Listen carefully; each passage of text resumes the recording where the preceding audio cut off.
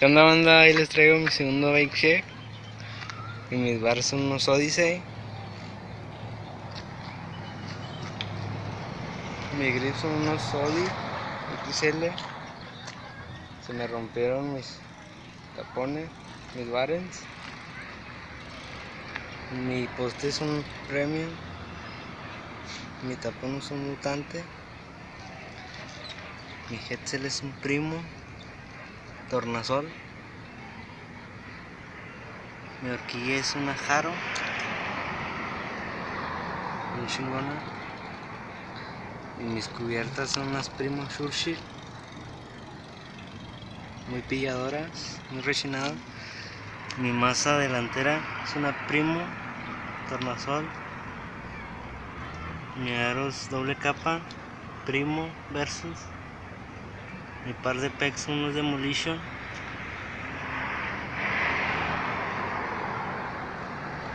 Mi asiento es un Federal, bien vergas, negro. Mi cuadro es un Stranger Curse V2 2019. Mis pedales son unos Primo. Mi estrella es una Primo Tornasol. Y mis cranks son unos Fit. Mi cadena es una KMS Tornasol, muy resistente, me ha salido muy buena. Y la cubierta de atrás, una Primo Churchill también. Mi aro trasero es un Primo Versus también, el delantero. Y mi masa es una Fremix Primo Tornasol, muy chingona.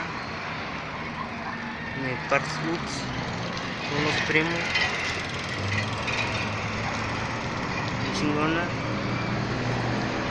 Bueno, este es mi bike check, banda.